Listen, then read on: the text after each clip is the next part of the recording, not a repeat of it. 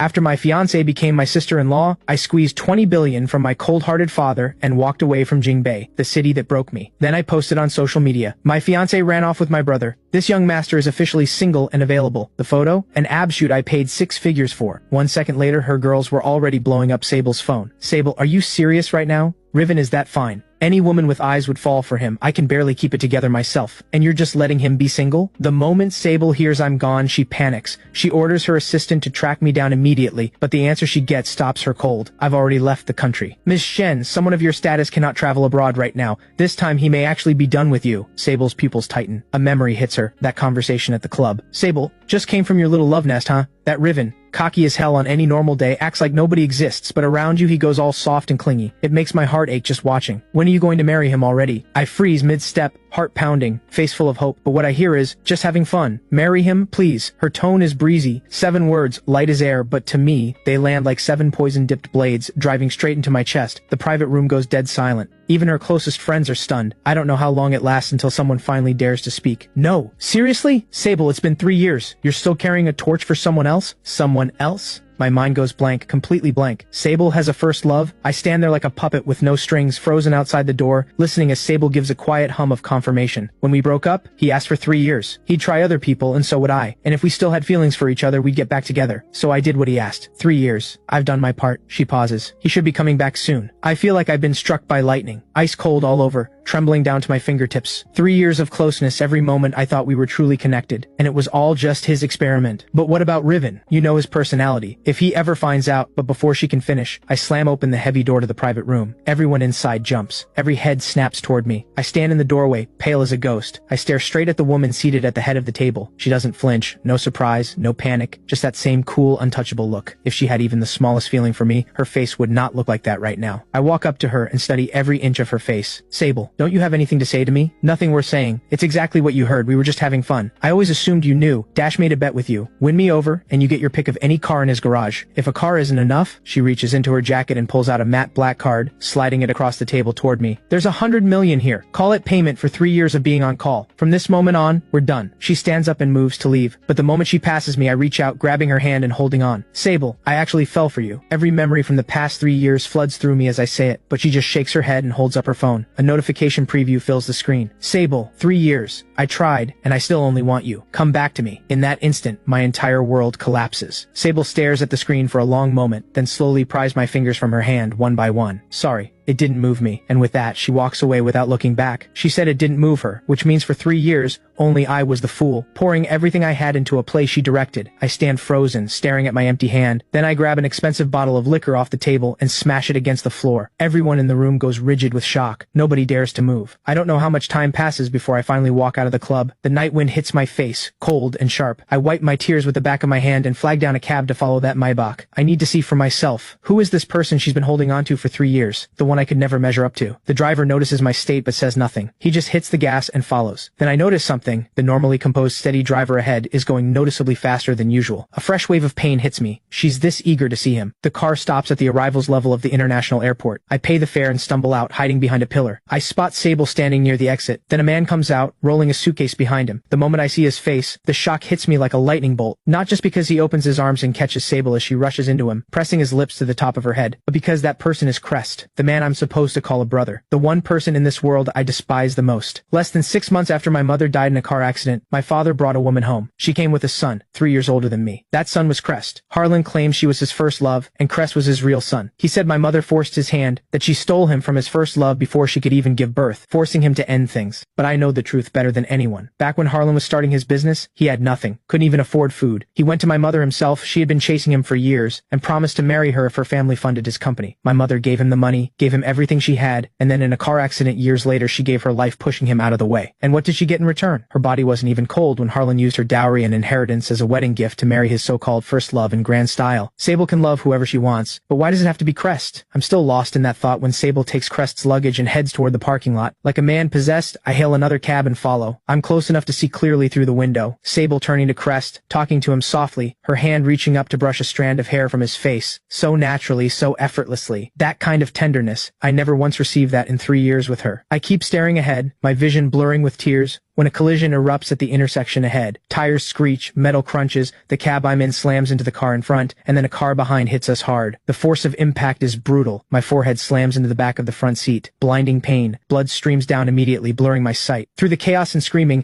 I see through the shattered window. The familiar Maybach door swings open. Sable gets out first, rushing around to the passenger side, carefully pulling Crest out. She holds him, scanning his injuries, her brow furrowed tight with worry. Then she steers him around, ready to leave the scene. But as she turns, her eyes lock with mine. I'm trapped in the crushed back seat of the cab. In those eyes of hers, I catch a flash of shock, but it vanishes instantly. Crest notices her hesitation. Sable, what's wrong? Did you see someone you know? I'm fine. If someone needs help, go check on them. I heard one of the cabs got hit pretty bad. A few seconds of silence. Then Sable turns away. No one I know, just strangers. She supports Crest and walks away from the wreckage without a single glance back. When I come to again, I'm in a hospital. A nurse is adjusting the IV drip in my hand. Seeing me open my eyes, she says, Mr. Fang, you're finally awake. Your injuries are serious. You'll need to stay for observation, and we need to reach your next of kin to handle the medical bill. But my eyes are empty. I don't react. The nurse repeats herself, Mr. Fang, and then a familiar voice cuts through. The bill's already been paid. I whip my head around. Sable is standing in the doorway. The nurse reads the room and quietly slips out. Sable steps in, her gaze moving over my bandaged wounds. Then she reaches out, as if to touch my forehead. I turn away. Miss Shen runs an empire. Why waste time checking on a stranger? Sable's hand stills. If I don't come, who will? That lands. Who do I have? My mother died too soon. My father always chose someone else. Vera never had a real place in my life. That house stopped being home a long time ago. For 3 years, it was Sable. Showing up every time I needed someone, making me lean on her, making me believe I'd finally found somewhere safe. And now the same person is the one who pushed me back into the dark. Even if no one comes, I don't need you here. You're the one who said it. We're done. I'm not that desperate, Miss Shen. You don't want me. You think I'd still come crawling back? I draw a long breath, holding on to the last scrap of my pride. You didn't actually believe me when I said I fell for you, did you? I was just saying stuff. We were both just playing around. Oh, and Sable, you're exhausting to watch. Sable stares at me, at my forced anger and my red-rimmed eyes. Her brow creases. She's about to say something when a nurse rushes in. Miss Shen, Crest's examination is finished and he's been asking for you. The moment I hear that, I react like I've been stepped on. Then go. Get out of here and go be with your precious first love. I don't need you. Sable holds my gaze for a moment, silent, then finally speaks. I'm not here for any personal reason. You're Dash's friend. He asked me to check on you. That's when I finally laugh. Even though it pulls at the wound on my face, the pain is nothing compared to what's in my chest. Sable, don't worry, I know better than to read into it. At that moment, something shifts in Sable's chest. This is the first time she's ever seen me cry. Her lips part,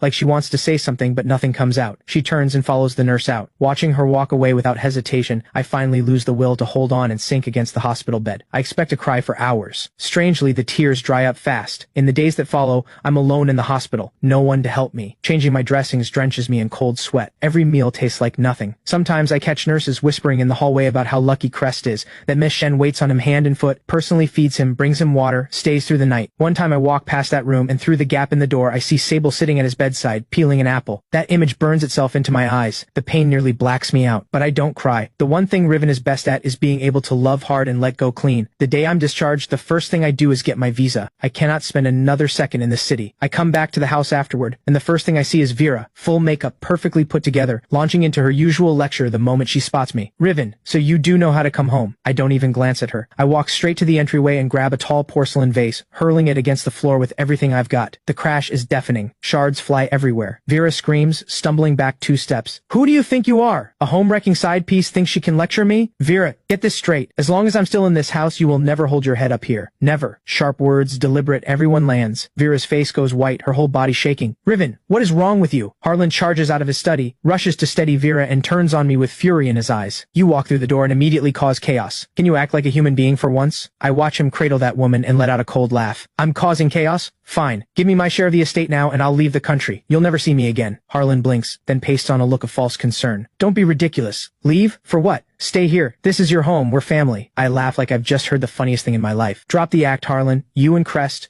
You're the family. My mother died. I stopped having a home that day. Let's cut to the chase. I want what's mine. At that, Harlan's expression darkens. He stays silent for a long moment, then speaks with practiced tenderness. Dad understands you're frustrated. How about this? Dad gives you $5 million. You take a little trip and clear your head. $5 million? I scoff. Harlan, everything you have today came from my grandfather's money, my mother's dowry, and even your life itself was paid for by my mother with her own life. And now you use her money to support a mistress and an illegitimate son living in the house she paid for, and you want to brush off her son with $5 million million? Where's your shame? That hits home. Harlan snaps. How much do you want? Say it. I was ready. I pull a document from my pocket and calmly list off numbers and equity stakes. Are you insane? That's impossible. You'd hollow out the entire Fang group. Then don't agree. I buried explosives outside the house. Either sign the deal, hand over what's mine, or we both go up with it today. Your call. Riven, you're out of your mind. Yes, I am. Harlan goes pale, breathing hard, staring at me like he's trying to figure out if I'm bluffing. In the end, the fear of death wins. Are we done? Now go get rid of those explosives. Relax. There are no explosives. I lied. After all, that's how you got my mother to marry you, isn't it? Trick people into it. Harlan finally realizes he's been played. He sputters, points at me, and can't form a single word. I've got what I came for. I couldn't care less about his reaction. I'm already turning to go upstairs when your brother is coming home tonight with his girlfriend for dinner. I don't care what you've been pulling lately. Tonight you sit down, you eat, and you behave. His girlfriend is Sable. You know exactly how powerful the Shen family is in this city. We cannot afford to offend them. So put away that attitude of yours and don't cause trouble. My foot stops dead on the stairs. My whole body goes rigid. Sable. She's coming here tonight as Crest's girlfriend. I don't have time to process it. The front door opens and Crest walks in, holding Sable's hand. All smiles. Dad, Mom, I'm home. Harlan and the still shaky Vera immediately light up and rush forward, fussing over Crest with warmth and bowing to Sable with absolute deference, practically groveling. But Sable, the moment her eyes land on me, she visibly frowns. It seems like this is the first time she's learning that I'm actually Crest's little brother. At dinner, Crest and Sable sit together naturally. I sit alone across from them. The entire meal, I watch Sable carefully serve Crest, placing food on his plate, peeling his shrimp. Vera watches it all with a glowing face. Crest, how did you and Miss Shen meet? Tell Mom all about it. It was at a charity gala. I saw a stray cat stuck up in a tree, so I tried to help it down, but I couldn't get up there no matter what I tried. Sable was the one who helped, and then she asked for my number. He even manages to look a little shy saying it. I can't hold back a short, sharp laugh. Crest has hated animals since he was a kid. He killed a cat when he was little. He would never voluntarily help one. The four of them play happy family over dinner. I'm not in the mood for their little performance, so I get up and step outside to the garden. It doesn't take long before Crest follows. Riven. Standing out here alone catching some air, I already know what's going on with you. People in our circle told me all about what happened between you and Sable over the past 3 years. I keep my back to him. I tense slightly, but I don't turn. Honestly, when I first heard, I was a little worried given how irresistible you are. You charm everyone regardless of gender. Who wouldn't fall for you? Such a shame though. All that looks went to waste. Your mother couldn't beat mine, and neither can you. Those 3 years were just charity I handed you. The real thing is back now. Time for the knockoff to exit. I slowly turned to face him. My eyes hold none of the rage or hurt he was expecting. Only contempt. Charity? Crest, did spending all that time abroad make you forget what you actually are? A man who only walked through this door because his mother was someone's mistress. A bastard son who plays games to hold on to a woman. And you want to talk to me about charity? Your mother picked up what mine threw away. You picked up the woman I was done with. Like mother, like son. Always taking other people's leftovers. The smile drops off Crest's face, his complexion cycling between pale and green. You think you won? You're just getting the woman Riven finished with. The one he threw out, picking her up off the ground, and treating her like some kind of prize. I turn to walk away. But the moment I do, Crest lets out a sharp cry behind me. His forehead connects directly with the edge of a decorative stone bench.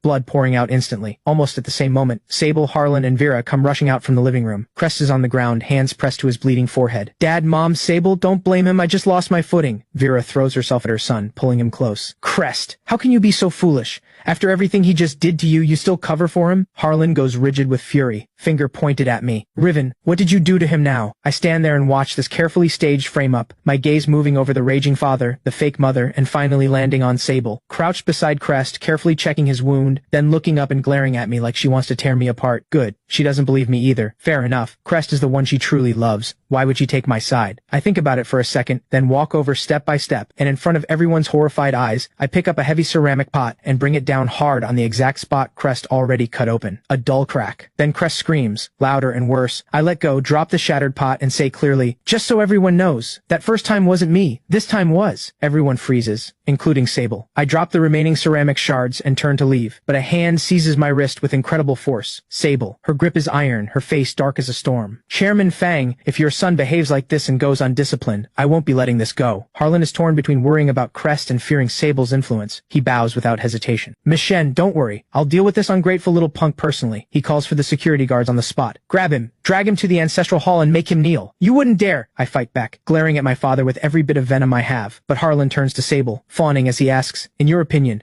making him kneel in the ancestral hall to reflect. Is that punishment enough? Sable helps Crest to his feet, blood still streaming from his forehead, and sweeps a cold gaze over me. What she says is brutal. That's too light. I noticed a riding crop hanging in the study. That's not just decoration, is it? She guides Crest away without a backward glance. I stand there, stunned, watching her go. She just told Harlan to whip me. Harlan catches on immediately and barks at the guards. You hear me? 30 strikes with the riding crop first, then drag him to the ancestral hall. He doesn't get up without my say-so. I fight with everything I have, but they pin me down. Too many of them, and I let my guard down. I told myself Crest's words didn't get to me, but they clearly did. Otherwise, a few sentences from him wouldn't have set me off like that. I'm hauled away to a side room. When I come back to myself, I'm lying in my own room, feeling like I've been crushed into pieces. Nanny May is quietly applying medicine to my wounds, wiping tears as she goes, whispering softly, Young master, please just apologize to the master. Why put yourself through this? I shake my head weakly. Give in. Give in to this family, and they'll pick me clean. Nothing left but bones. I pause and pull out a smile that looks worse than crying. It was just a beating. I got my shots in at Crest too. Fair trade. I can take it. I force myself to reach under the pillow and pull out a bank card, pressing it into Nanny May's hand. Take this. She startles and pushes back immediately. Young master, I could never take your money. Take it. I planned this out a long time ago. I'm not coming back. You came with my mother from her family home. Staying here now, they'll never treat you right. This is enough for you to live out the rest of your life with ease. Trust me, quit and leave this place. Nanny May stares at the thin card in her hand, then looks at me, broken and bruised on the bed, still thinking of her, and breaks down completely. Tears stream down her old face as her knees buckle. I stop her. Nanny May, I'm actually in the mood for your lotus root and pork rib soup. Okay, I'll go make it right now. Right now. She hurries to dry her eyes and rushes off to the kitchen. The room goes quiet again. I stare up at the ornate yet cold ceiling and slowly close my eyes. For the next few days, I stay in my room to heal. I push through the pain, slowly packing everything up, including every single thing Sable ever gave me. She didn't love me, but she was generous. All of it together is worth close to 100 million. I almost throw it all away, but I think better of it and call the owner of the upscale club I used to frequent. I heard they're running a charity auction, so I tell them I have quite a few items to put up. They get back to me quickly. There's an event tonight and I'm welcome to bring everything. That evening I arrive at the club with several large cases, hand everything over to the auction coordinator, and the moment I turn around, I run straight into Sable and Crest walking in together. Sable is pressed close to his side, and the moment Crest spots me, a flash of smug satisfaction crosses his face. My hand tightens instinctively, but I let go. I have a real reason to be here tonight. No point wasting energy on them. I barely sat down when the lights dim. The host takes the stage and announces that before the auction begins, there will be a 3-minute kissing moment. All couples in the room are invited to enjoy it freely. A spotlight sweeps randomly across the dim room, catching couple after couple in its beam. Not far from me, I watch Sable smile and loop her arms around Crest's neck. He looks down at her, then leans in. Before the pain even has time to land, one of the heavy decorative iron light fixtures overhead comes loose and plunges straight down toward Crest. Sable reacts instantly, shoving him clear, but the edge of the fixture still clips the back of his head. Her face goes white. She grabs Crest and rushes him toward the parking lot, racing to get him to the hospital. Another fixture comes down and hits me. Pain so sharp I nearly black out. A bystander gets me to the hospital too. The accident hits fast, ends fast, and only a few of us were caught in it. I barely finished recovering at home and now I'm back in a hospital bed. I've barely been settled into my room when Sable storms in, her expression dark and terrifying, looking at me like she wants to tear me apart. Riven, I reviewed the security footage. You bribed a club employee and deliberately loosened that fixture trying to drop it on Crest, didn't you? Are you out of your mind, Sable? Besides you, who else would want him dead that badly? Riven, I seriously underestimated you. There's nothing to say because there's nothing to find. Sable, you have no right to accuse me. Accuse you? Looks like without some real consequences, you won't talk. She pulls out her phone and dials. I need you to bring someone in. Riven Fang, second son of the Fang family, suspected assault. Send people now. Hold him for a few days. Let him cool off and think. My eyes go wide, my face stripped blank with disbelief. She's actually using her connections to lock me up. Then what does it mean that I got hit by that fixture too? Within minutes, uniformed officers arrive at my room, ignoring both the doctor's objections and my injuries, and they take me by force. The days that follow are hell on earth. In there, I endure everything. The others in the cells seem to have been given special instructions. They come at me relentlessly, fists and boots. When they finally release me a few days later, I barely look human anymore. Every inch of me is broken, barely breathing. The only thing that drags me out of that place is a message on my phone. My visa has been approved. I take a cab back to the estate, ready to grab my bags and get to the airport, when I walk straight into Dash. He'd just gotten back from traveling abroad, heard everything and came running. The moment he sees me, his face crumbles with guilt. He can't stop apologizing. Riven, I'm so sorry. This is all my fault. I never liked my cousin's ex, so I pushed you to stir things up with him. I never expected it to go this far. I didn't know her first love was Crest. If I had, I never would have dragged you into it. It's not your fault. It's over. I've let it go. I'm leaving the country. I probably won't be coming back at all. Dash goes still, then tries to hold me back. Riven, don't go. Stay here, I'll have your back. Whatever I have, you have half. No, there's nothing left here worth staying for. Before I leave, I take one last look at this house. Every childhood memory inside it, now filled with Harlan and his mistress and their son like they own the place. I pull out the can of gasoline I had prepared ahead of time, tune out the housekeeper's pleas, and douse the place without expression. Then I light it. Flames rise and swallow everything. I pick up my last bag and walk away without looking back. Dash drives me to the airport, apologizing the entire way, offering me every car in his garage to make up for it. I just shake my head and lean against the window. Me, Riven, even without any talent to my name, just this face alone is enough. Whatever I want, the next one will always be better than the last. That's right, the handsome Riven gets whatever he wants. At the airport, Dash hugs me and won't let go, still apologizing. I know his heart. I don't blame him. This isn't on him. I give him a gentle pat on the back, then let go, give him a casual wave, and head for security. Dash watches until my figure disappears into the corridor. He stands there in silence for a long time before he finally works up the nerve to call Sable. The phone rings for a long time before she picks up. Sable, Dash's voice is sharp. I know you're into Crest, but you and Riven were still together for 3 years. He's leaving now. For good. You can't even come say goodbye? Silence on the other end. Then, after a few seconds, Sable's voice comes through. Who left? Riven. He's gone. Took the first available flight out. He said he's never coming back on anyone else's terms. Are you satisfied now? Dash almost shouts it, then slams the call shut. The harsh dial tone fills the silence. Sable stays frozen in place, phone still raised to her ear, unable to move. Gone. Left the country. Never coming back. These words pile into her head like blows. She frowns, tosses her phone back onto the desk, and tries to refocus on the critical merger documents in front of her. But all those dense, tightly packed words and numbers crawl across the page like chaotic ants. She can't focus. Her mind keeps looping back, unbidden, to the look on my face right before they took me away. That look. She tugs at her collar, restless, and stands at the floor-to-ceiling window. She stares out for a long time, then suddenly grabs her car keys and strides out of the office.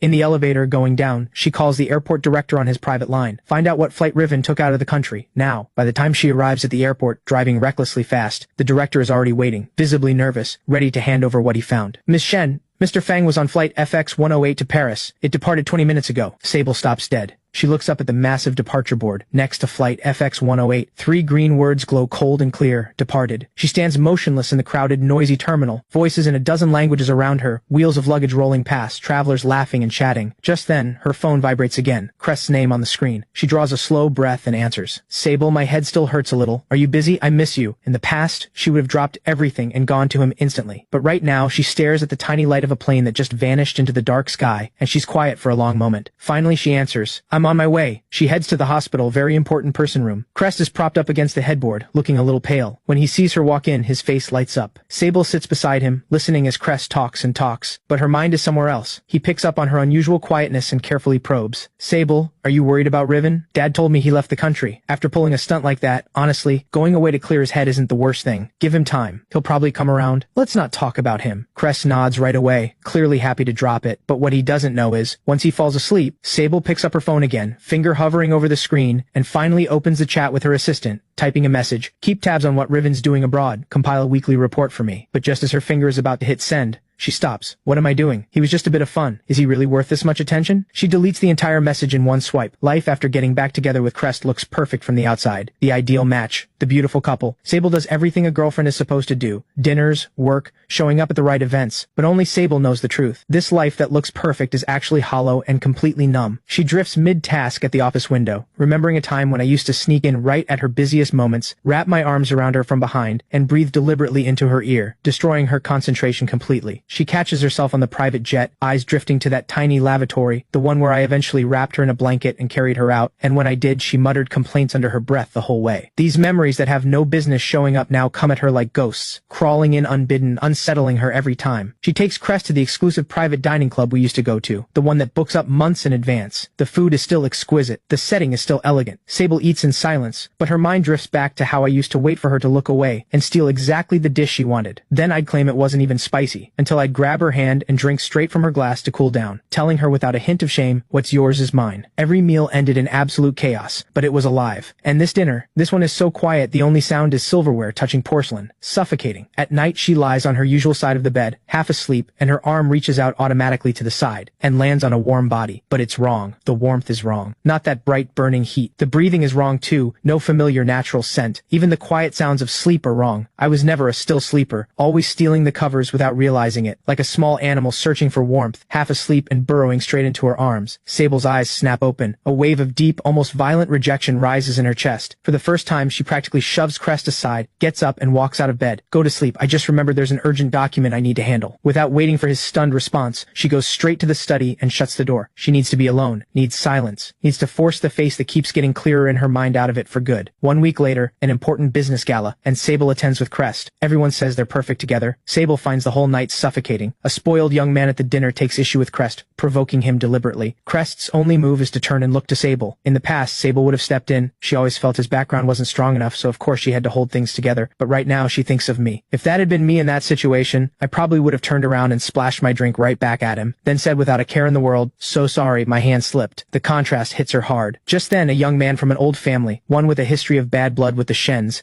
and a mouth that never knows when to stop, saunters over with a drink. "Heard you and Riven had a falling out. He's off living it up abroad. What a shame. I've always been curious what it's like." Before he can finish his sentence, Sable delivers a single, zero-warning slap straight across his face. He doesn't see it coming. Crashes to the floor with a cry, blood pouring from his nose. The entire room freezes, every person staring at what just happened. Sable looks down at him without an ounce of pity. "Who do you think you are?" Then she turns, ignoring the man on the floor, ignoring every shocked face in the room, leaves them all with "Watch your mouth," and walks out with an equally stunned Crest in tow. It is the first time in her life she has ever lost control like this at an event that mattered, and it was triggered by a single throwaway comment about me. On the ride home, the car is heavy with silence. Crest seems shaken, and after a long pause, he carefully speaks up. "Sable, my mom called again today asking about when we're thinking about marriage." Sable presses her fingers to her temple, her voice flat. "There are a few cross-border merger deals at critical stages right now. It's a busy time. Let's talk about it later." Late that night, Sable sits alone in the study and opens a password-protected album on her phone. Inside is a single short video. It's from a gathering of friends a few years ago. "Someone dared me to sing. I gave in, jumped up on stage, grabbed the mic, and launched into an upbeat pop song." She doesn't even remember when she saved this. She genuinely doesn't know. She watches the figure on the screen, free, alive, unbothered, and compares it to the stillness of her life now. Something squeezes around Sable's heart, tight, suffocating. She shuts the video off hard, flips the phone face down on the desk, chest heaving. Time passes, and before long, 3 years are gone. The capital's international airport. Sable is returning from a major overseas business trip, Crest accompanying her as her fiancé. The arrival is meant to be low-key. They take the very important person corridor to stay clear of the crowds, but the moment they step out, a wall of sound hits them. The arrivals hall is packed. Hundreds of young men and women holding glowing signs, flowers, and banners, screaming the same name in a single thunderous voice. "Riven! Riven! Riven!" The noise is so loud it feels like the roof might lift. Ordinary travelers stop in their tracks, turning to stare and whisper, "Who is that? What is going on?" "You seriously don't know?" "Riven. He's the biggest name in entertainment right now. Debuted 3 years ago, a face that could launch 1,000 ships and the man of 1,000 faces on screen." The moment Sable hears my name, her feet stop without her permission. Her eyes follow the noise and the crowd's gaze, locking onto a massive billboard hanging on the pillar across the corridor. She stands there, completely still, staring at the enormous poster, the noise of the entire hall fading out around her, until the only thing left in the world is that figure blazing like a star. Crest sees it too, and his grip tightens on Sable's hand instinctively. "Sable, that's Riven. I'd heard he went abroad and got into the entertainment industry, throwing away a perfectly good life as a young master to mess around in show business." There's a deliberate dismissiveness in his tone. Sable doesn't seem to hear it. She has known, for all 3 of these years, she never once reached out to find me. But news of me found her anyway. She knew I debuted at the top, that every film I made was both critically praised and a box office hit, that I'd won more major awards than she could count. She even had her assistant secretly buy every film I'd ever made and collect posters and merchandise from every brand I endorsed, all tucked away in the most hidden drawer of her study. She just never let herself go to me. Then her eyes cut through the surging crowd and lock onto the figure who has just walked out of the regular arrival corridor, closely flanked by bodyguards and assistants. Just one look, and she knows I'm even more striking in person than on any poster. While Sable watches me across the crowd, a woman suddenly bursts through the fans with a bright laugh, holding an enormous armful of Ecuadorian roses. It's Soleil, heiress to the Shang family. Soleil takes my carry-on bag with ease, leans in and whispers something in my ear, and I burst out laughing. Genuinely, loudly. Watching this, something in Sable's expression cracks, the air around her dropping so cold that even Crest shivers. The crowd practically carries them into the parking lot. By chance, Sable's car is parked right beside the stretch Lincoln belonging to my team. Sable watches Soleil hold my door open with a smile. Just as I'm about to get in, something makes me pause. I turn, and my eyes find Sable's. I give a polite nod. "Sable, why is she here? Not my problem." At the same moment, Sable's heart shoots up into her throat. She can actually hear her own pulse, but the very next second, it goes dead silent. Because what she sees in my eyes is a stranger looking back. Riven barely tilts his head in Sable's direction, as if acknowledging a random fan who recognized him. Then he looks away, completely unbothered. He ducks into the car without a second's pause. Soleil, meanwhile, has noticed Sable. She pulls the door shut, and through the window she raises an eyebrow in Sable's direction, lips curling into a slow smirk. Then the black stretched Lincoln peels away, disappearing through the exit of the airport parking garage. Watching all of this, Sable stands frozen, rooted to the spot. Crest calls her name several times from beside her, but she doesn't hear a word. There is only a low, steady ringing in her ears and one thought, playing on repeat: he saw me, and he looked right through me. Back at the hotel suite, Sable drops herself hard onto the couch. She doesn't sleep. Not a single minute. The airport plays over and over in her mind, the way Riven looked at her, like she was nobody. The easy intimacy between Riven and Soleil, and that parting smirk from Soleil. Every detail is a needle dipped in poison, pressing into her skin, and it's only now that she realizes she cannot stand the way Riven looked at her, and she absolutely cannot stand another woman standing beside him. The more she thinks, the more she unravels. She shoves herself upright, walks to the minibar, and pours herself a shot of something strong. She throws it back in one go. Then she grabs her phone. She calls her assistant. I need everything on Riven's whereabouts in Jingbei, his address, every move he's making for the next week. And Soleil, what has she been doing for the past 3 years? What exactly is she to Riven?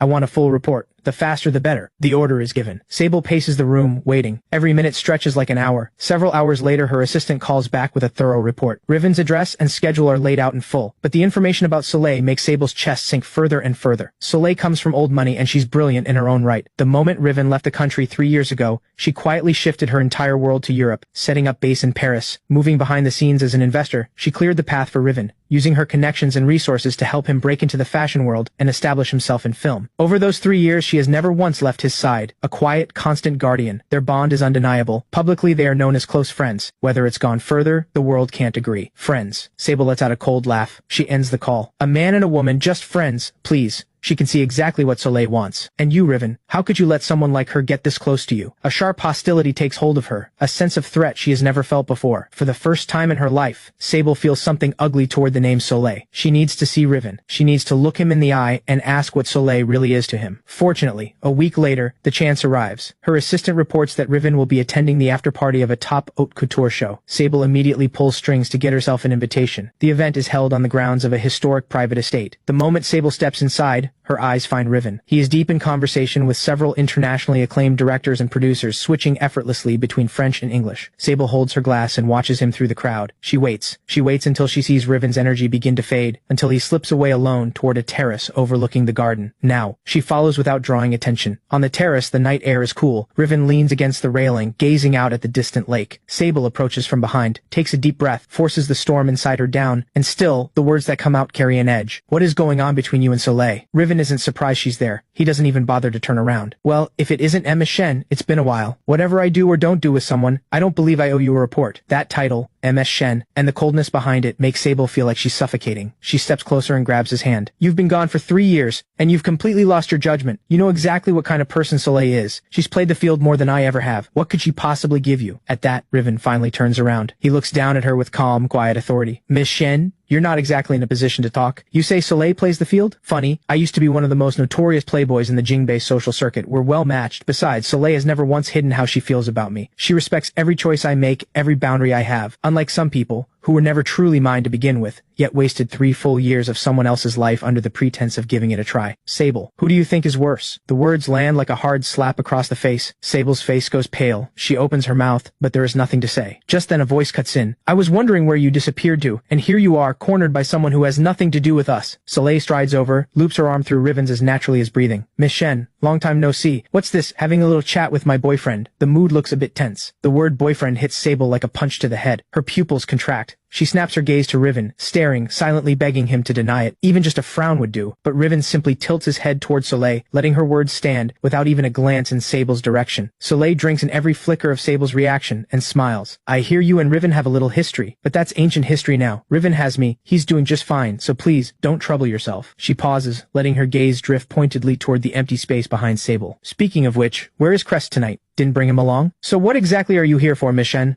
A little something on the side? Poor Crest. Before Sable can get a word in, Soleil turns away and pulls Riven with her. Sable stands there, watching them leave side by side, her hand curling into a fist at her side, tasting for the very first time what it means to have your heart ripped open. After the party, Sable comes home radiating a dangerous kind of silence. Crest senses it immediately and becomes even more careful, hovering, offering gentle words, trying to smooth things over. That evening, he brings her a cup of warm milk and steps into her room. Sable, you've been wearing yourself thin lately. Do you want me to rub your head? Remember when we first met? There was that one time I climbed up to rescue a cat stuck in a tree and nearly fell off the ladder. After you helped me, we got together. I used to do this for you back then too. You always said it felt good. He is trying to pull her back with the memory of how they began, but the more Sable listens, the deeper her frown gets. For some reason she can't quite explain, a memory surfaces. Something from a long time ago. An old servant at the Fang household, muttering under their breath that Crest, even as a child, never liked animals. That he'd once secretly killed the neighbor's cat. And then she remembers something Riven once said about Crest, sharp and mocking. Something she'd always brushed off, dismissed as Riven trying to cause trouble. But right now, something clicks. She quietly reaches up and moves Crest's hand away. It's fine. I'd rather be alone. Crest has no move to make. He doesn't dare push it. He just quietly lets himself out. A few days later, Sable's highly capable assistant is sorting through a batch of old files shipped over from back home when they stumble onto something. A copy of an investigation report that had been deliberately buried for years. It concerns the fatal car accident that killed Riven's mother. The report indicates the crash was not simply an accident. There are signs it was deliberately orchestrated. And the one who stood to gain the most? Harlan, who rose to power and took control of Fang Group immediately after. Almost simultaneously, an informant Sable had planted inside Fang Group sends an urgent message. Fang Group is already a hollow shell. In recent years, Harlan has been siphoning enormous sums of money, routing them through a web of complex offshore transactions to hide the assets. And Crest and Vera, mother and son, didn't just know. They were in it up to their necks. Fang Group is buried in debt, teetering on the edge of collapse. But what hits Sable like the ground dropping out from under her is what comes next. A secret recording. It captures Crest on the phone with someone he calls a friend. Back then, I threw myself off that ladder on purpose. Faked the whole cat rescue. I needed Sable to notice me. Women like her fall for that kind of thing every time. The garden incident. I staged that too. I knew Sable was about to come outside, so I timed it and walked right into her path. And the light rig at the club. I paid someone to loosen it. I wanted it to hit harder, but it only grazed me. Still got the job done. And Riven, who does he think he is? Thinking he could compete with me. Sable's heart has always belonged to me. One small trick and she believed everything. Even had Riven locked up for days. It is only now in this moment that Sable finally sees the truth. The one she thought was the love of her life was a lie from the very beginning, and every wound she ever inflicted on Riven was built on that lie. She was a complete and utter fool, played like a puppet by this mother and son every step of the way. Sable's legs give out. She crumbles to the floor, white as a sheet. She immediately has someone summon Crest to her room. When she throws the evidence in front of him, he tries to deny it at first, but faced with the irrefutable proof and the full weight of Sable's fury, his defenses shatter. He collapses to the floor and confesses everything. Sable? I did it because I love you too much. I was jealous of Riven. I just wanted you to care about me more. I'm sorry. I was wrong. I know I was wrong. Please, give me one more chance. Sable stares down at the twisted, desperate thing Crest has become. She feels no mercy, just disgust. And at the same time, Riven's face surfaces in her mind, unbidden. Even at his lowest, even in his worst pain, Riven never begged, never crawled. In this moment, everything becomes clear. The one who made her heart move was never Crest, this fake constructed illusion of a first love. It was always the real one, vivid and alive and true. Riven, who gave her everything he had even after she had torn him apart. Whatever she told herself she felt for Crest, that was just self-deception. Now that the truth is out, Sable moves with ruthless efficiency. She orders Harlan to immediately return every asset he stole, then uses her connections to hand the evidence of Crest and Vera's crimes over to the authorities. She ends things with Crest, completely, permanently, severing every tie, without a moment's hesitation. But when it's done, what she feels is not relief, it is emptiness. Riven, I'm in so much pain. Where are you? I need to see you. I want your forgiveness, even if there's only the smallest chance you'd give it. For the first time in her life, Sable sets aside every shred of pride and dignity. She goes to the villa her assistant tracked down and waits outside. At 7 in the evening, she stands there holding an elegant paper bag. Inside, a signature cake from a classic bakery that Riven used to love, flown in especially. She remembers how much Riven loves sweets, especially when he's in a bad mood. How just one bite of something sweet would ease the tension out of him. But she waits in that car the entire night, until her eyes are bloodshot, until she looks hollow and worn, until the sky begins to pale, and finally a familiar sports car pulls up and stops at the villa gate. Riven steps out from the driver's side, walks around to the passenger side, and opens the door for Soleil. Soleil reaches up and ruffles his hair, says something that makes Riven laugh, warm and unguarded. The sight of it cuts straight through Sable. She shoves open her car door and strides toward them. Riven, can we talk? Riven turns at the sound of her voice. When he sees who it is, his brow immediately creases. Miss Shen, why are you here? There's nothing to talk about. Sable takes a desperate step forward, fumbling for her phone, scrambling to pull up the evidence. Riven, please listen to me. I've looked into everything Crest and his family did. I was wrong about you. The garden, the light rig at the club, your mother's accident, none of it was an accident. It was them. I was blind. I was stupid. I let them fool me. But before she can finish, Riven raises a hand. So? Sable goes still. The truth is out. And then what? Did you think I'd come running to you in tears and say now that you finally know, let's be together? Sable, your apology, your regret, none of it means anything to me. The damage is already done. The humiliation of being discarded by you like garbage. The pain of having my wrist broken in that detention center.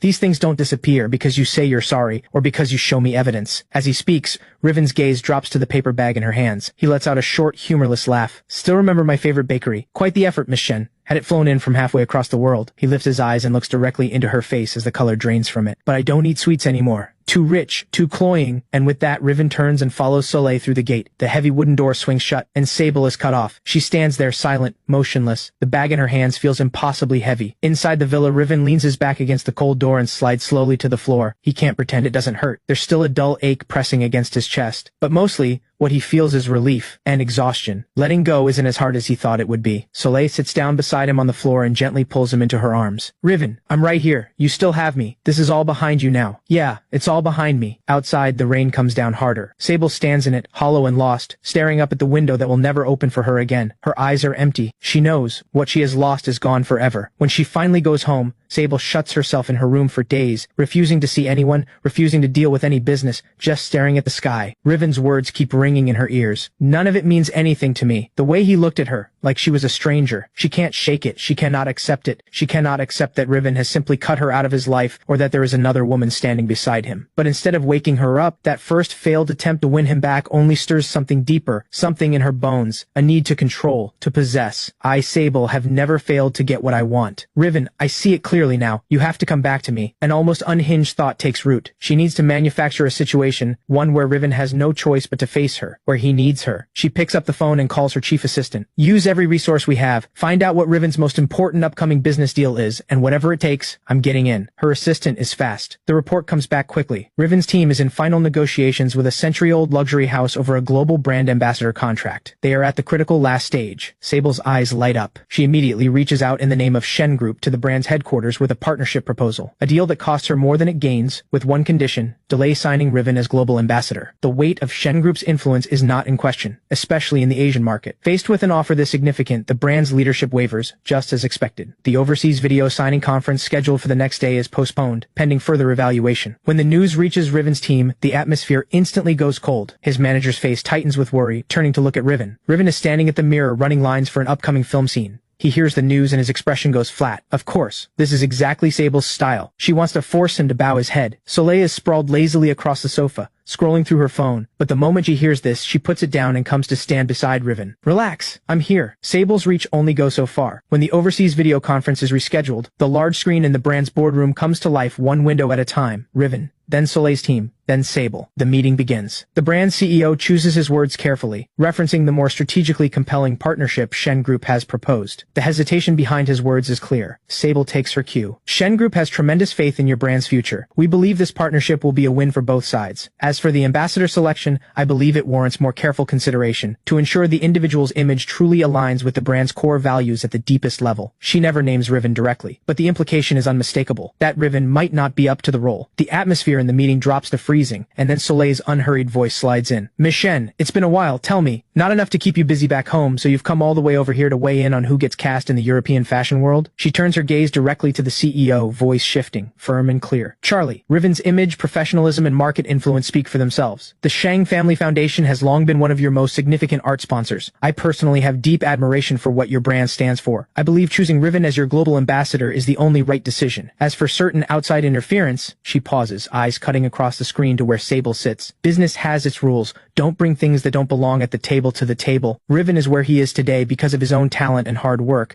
not because anyone handed him anything, and he certainly doesn't need to accept deals that come with strings attached. Soleil's words land like a sharp slap, rattling both Sable and the room. The Shang family's roots and reach in Europe are in a different league from Shen Group entirely. Next, it is Riven's turn to speak. He speaks with calm and complete command, laying out his understanding of the brand's 100-year history, its artistry and craft, the soul at the center of everything it stands for, and drawing from his own journey and vision to propose a genuinely compelling approach approach to the ambassadorship. He is precise, confident, every bit the A-list star he has become. The executives exchange glances of clear admiration. Whatever hesitation they had is gone. The CEO makes the call on the spot. Perfect, he's the one. The global ambassador contract is signed. Sable's screen goes dark first. She sits alone in her cold, empty office, listening to the dial tone, knuckles white. That night she screams at her assistant, who stands motionless and barely breathing. Why? Why won't he give me even one chance to make it right? Whatever Riven wants, wealth, connections, status, I can give him all of it. 10 times over, 100 times. So what does he actually want? The assistant watches her spiral toward something frightening, hesitates for a long moment, and finally speaks in a careful, quiet voice. Miss Shen, perhaps what Riven wants has never been any of those things. The words stop Sable cold. If not these things, then what? For the first time, she genuinely sits with a question she has never asked herself before. Unconditional trust, unwavering choice, or simply, love? She turns it over and over and finds no answer. And then, just as she is lost in thought, a breaking news alert sends ice through her veins. Breaking news. Continuous heavy rainfall in the southern French Alps has triggered severe flash flooding and mudslides. Multiple villages have lost all communication. Roads are destroyed. The situation is critical. Then her assistant's urgent message arrives. Riven is in that area. The moment she reads that last line,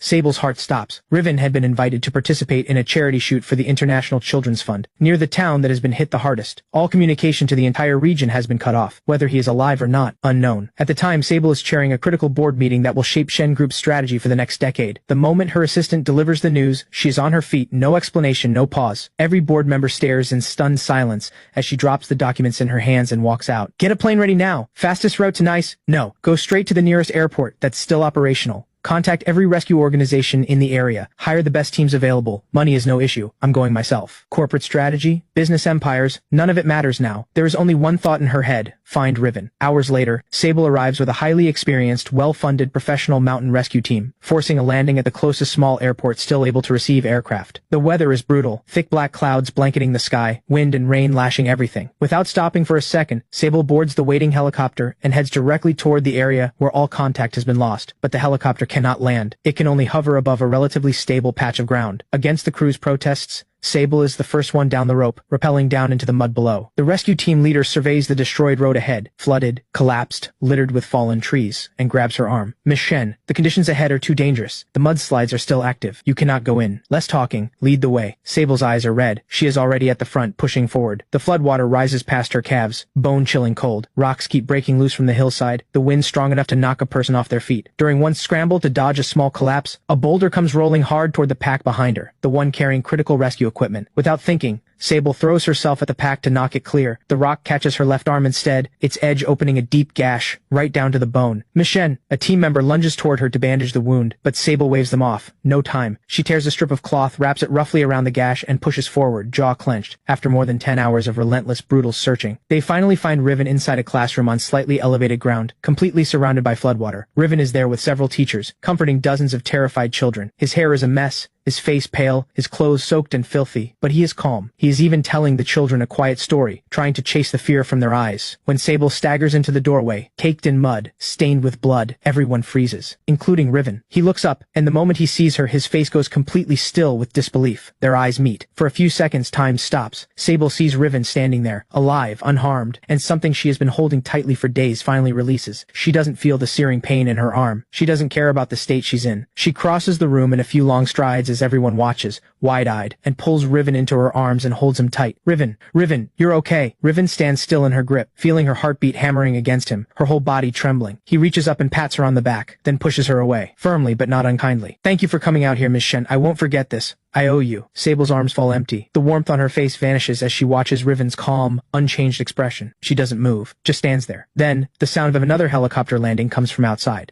Soleil has arrived with a second rescue team and supplies. She rushes into the classroom, her eyes finding Riven immediately. The moment she sees him unharmed, the relief on her face is visible. Then her gaze shifts to Sable. When she sees the wound on Sable's arm, something flickers behind her eyes, sharp and alert. In the makeshift shelter set up nearby, medics work to clean and close Sable's wound. It's deep, it needs stitches, but Sable barely seems to register the pain. Her eyes follow Riven as he moves around the room, tending to things. She leans toward her assistant and asks quietly, "When he saw my injury, did he seem even a little concerned?" The assistant looks at Sable Sable's pale, stubborn profile and quietly looks away. The answer is written in the silence. The rescue operation has landed like a stone dropped into still water, sending ripples through everyone who witnessed it. Soleil saw it with her own eyes, how Sable threw herself into danger without a second thought for Riven's sake. It shakes her in a way nothing else has. She realizes Sable's feelings for Riven run deeper than she ever imagined, and she can't afford to wait. So the night before the relief work stabilizes and Riven's team prepares to return home, Soleil doesn't arrange anything grand. No fanfare, no stage, just a quiet moment near the temporary shelter, on a small hillside where the stars are visible. Just the two of them. The night air is cool. Soleil looks over at Riven beside her, his head tilted back toward the sky. She takes a breath, steps in front of him, blocking his view. Riven, there's something I've been wanting to tell you for a long time. I think it's time. I know you probably always thought I was annoying as a kid, always getting in your way, always picking fights. The truth is I had no idea how else to get your attention. You were too bright, like a little sun, always surrounded by people. That clumsy, combative version of me was the only way I knew to make sure you'd at least remember I existed. Then we grew up, and I spent my days drowning myself in bars. Because seeing you with Sable hurt in ways I didn't know how to carry, and I had no idea what to do with it. I numbed myself the only way I could, and I wanted you to see me, to know that even when I hurt, someone wanted me. When you left for abroad, I followed almost immediately. Not for any other reason, just because I like you. I've liked you since we were little. Riven is silent for a long time after she finishes. These past 3 years, everything Soleil has done for him, every small thing, he remembers all of it. She sat with him through the loneliness of being a stranger in a foreign country, quietly held him up when his career stumbled, stayed by his side through the night when he was sick, and never once pushed him or pressured him. Now Soleil suddenly crouches down and takes his hand. Riven, I know there are still wounds inside you, that you haven't fully let go. I'm not in a hurry. I can wait. I just want to ask you one thing. Will you give me the chance to be with you the right way, as your girlfriend? Riven looks at Soleil. This woman who grew up beside him, who laughed and fought and drove him crazy, and never left when it mattered most. He is quiet for a long time. Soleil's heart nearly sinks all the way. Then Riven nods, gently, a small smile crossing his face. You confess your feelings to me, I'm always going to say yes. Soleil lights up instantly. She throws her arms around him and holds on tight. Their relationship isn't announced publicly, but among those close to them, it is no secret. When the news eventually reaches Sable, however, it is the last straw. She is at the hospital at the time, having her arm treated. The wound had become infected from the rain and the search, triggering a fever severe enough that she had to be admitted. When her assistant gently delivers the news, Sable goes still for a moment, then bolts upright in bed, ripping the foredrip from her hand, then sweeping the entire medical cart off the stand with one shove. That's impossible! How could he? How dare he? What gives Soleil the right? Sable ignores the doctors, ignores her assistant, and checks herself out by force. She drives straight to Riven's villa, forgetting entirely that her arm is still wrapped in bandages, forgetting she still has a fever. There is only one thought. Go to Riven and demand an answer. The night is deep and dark. She stumbles up to the closed iron gate of the villa and pounds her hands against the cold metal bars, voice going raw as she shouts his name. Riven, come out. Tell me this isn't real. You can't do this to me. I was wrong. I know I was wrong. Give me one more chance. Riven. Security arrives quickly. Several large guards move to restrain her. She fights back, never stopping, still screaming his name. Eventually, she's dragged away from the gate, shoved into a car. Up on the second floor of the villa, a curtain shifts slightly. Riven stands behind it, watching the spectacle below, watching the woman who once held herself above everyone being hauled away like she's lost her mind. His face is blank. Then he pulls the curtain shut. The next day, Riven sits in the sunlit warmth by the floor-to-ceiling window, flipping through a newly arrived screenplay, while Soleil sits cross-legged on the carpet with her laptop, working through emails, occasionally glancing over at him. The comfortable quiet is suddenly broken by a notification on the tablet. A breaking news alert. The chairman of Fang Group, Harlan, has been formally arrested on suspicion of massive embezzlement and tax evasion. Fang Group's stock collapses instantly. The company announces bankruptcy and liquidation. An in-depth expose on the fall of Fang Group suggests a mysterious financial power may have been behind the precision takedown. The bold headlines fill the screen. Riven scrolls through them, finger pausing for just a moment. His gaze lands on the news photo. Harlan, surrounded by reporters, the arrogance on his face replaced by panic and shame. Riven's expression doesn't change. He looks like a man watching a story that has nothing to do with him. Soleil puts her laptop aside, comes to him, and settles into his arms. No words, just the quiet reminder that he is not alone. Over the days that follow, the news around the Fang family continues to unravel. Vera attempts to flee the country with what's left of the laundered money, but police are already waiting at the airport and arrest her on the spot. And Crest, losing his father's protection, his family's fortune, and watching his mother get hauled away, completely falls apart. He tries to reach Sable, clinging to the fantasy that she might still care enough to help him, but Sable's assistant stops him cold at the lobby of Shen Group's headquarters. He never even gets to see her face. Not long after, a gossip outlet reports that Crest has been admitted to a psychiatric facility on the outskirts of the city. Riven closes the news feed, rises, and walks to the window, looking out at the distance. Soleil rests her head against his shoulder. It's all over now, Riven. Yes, it's all over. The bitterness, Every last piece of it dissolves with the fall of the Fang family and the end that came for Crest. This is the moment Riven finally walks away from everything that came before. The annual International Film Awards ceremony captures the world's attention. Stars fill the red carpet. Riven walks it with Soleil on his arm. Back in Jingbei, at the top floor of Shen Group, Sable sits alone in the dark in front of the massive floor-to-ceiling windows, the only light in the room coming from the television, which is streaming the awards ceremony live. When the camera cuts to a close-up of Riven and Soleil, her pupils contract. The results are announced. Riven has won Best Actor for a film that peels back the complexity of human nature with brutal honesty. When his name is called, the entire auditorium rises. In the spotlight, Riven walks to the stage and receives the award. He gives a brief acceptance speech, thanking the director and the crew. Then his gaze finds Soleil in the crowd below. And last, there is one person I need to thank. My love, Soleil. Thank you for standing beside me and giving me strength through everything. This award is half yours. The camera finds Soleil. She is already on her feet, and she blows a kiss to him from across the room. Sable shuts the television off. Hard. In the dark, she breathes in uneven gasps. No, I cannot just sit here and watch this. I have to do something. The after party is held at the official awards hotel. It is well past midnight before Riven and Soleil finally leave, surrounded by assistants and security, heading for the underground parking garage. But as they reach the car, a figure stumbles out from behind a column, blocking their path. It is Sable. Her eyes lock onto Riven. Just talk to me. 5 minutes. No, 3 minutes. Just give me one more chance. The last one. I'm begging you. Without you, I have nothing to live for. Soleil steps forward immediately. Sable, look at yourself right now. Snap out of it. Riven is with me. He is happy. Please, stop interfering in his life. Happy? What right do you have to give him happiness? What do you even know about him? Do you know he gets cold easily in winter, that he steals the blanket in his sleep? Do you know he can't handle spice but eats it anyway, and always needs ice water after? Do you know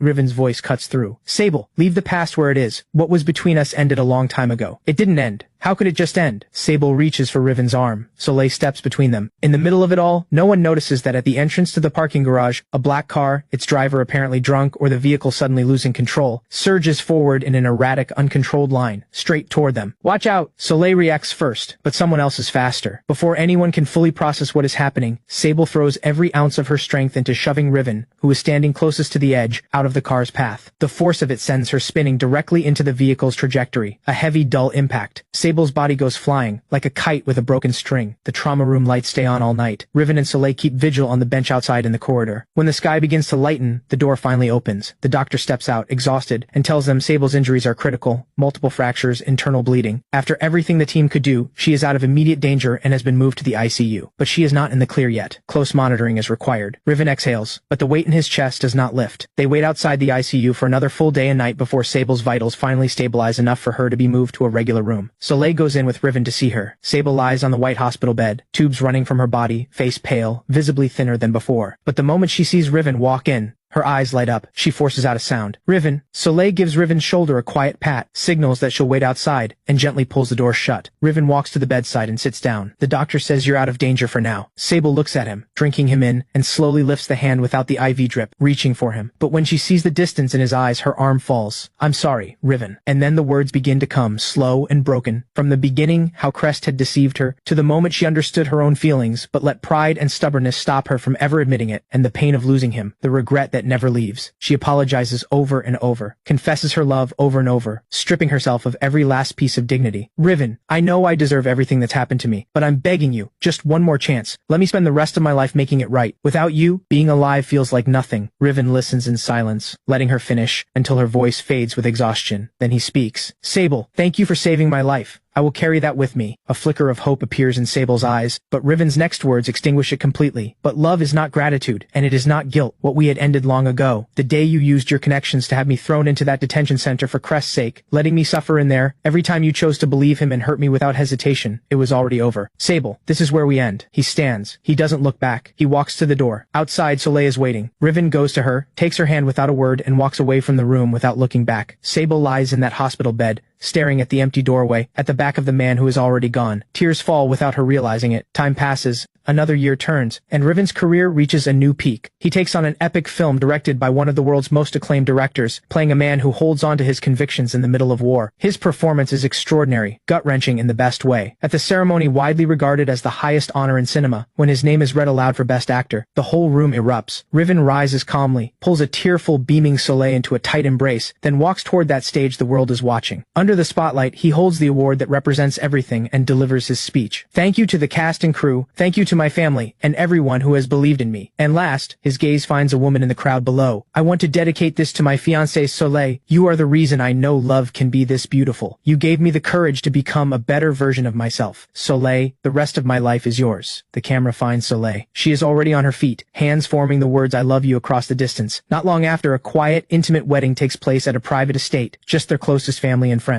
Sunlight, a green lawn, flowers, white fabric. Riven wears a suit made for him by a designer who is also a dear friend, clean, elegant, and walks with Soleil on his arm down a path scattered with petals. Their wedding invitation also finds its way to a few people from the past. In Jingbei, at the top floor of Shen Group headquarters, Sable stands before that massive floor-to-ceiling window, looking down at the city still thrumming with life below. She is thinner than she was a year ago. On her desk sits an elegant wedding invitation. On the day of the wedding, she doesn't go. She only goes to the office where she and Riven spent so many hours tangled up in each other's lives. Her phone screen suddenly lights up. A message from a number she doesn't recognize. No text. Just a photo. Riven in his suit, standing in brilliant sunlight, smiling at the camera with a happiness that is utterly complete. A few seconds later, another message arrives. Just one line. Sable, I forgive you, and I'm letting myself go too. Take care. Sable stares at the photo and the words. Something hits her in the chest like a fist. Her hand trembles as she traces Riven's face on the screen. That smile. And then the tears come, unstoppable, falling hard and heavy onto the glass. She laughs and cries at the same time, like someone coming undone. And in the end, she presses the phone tight against her chest, against the heat still burning there.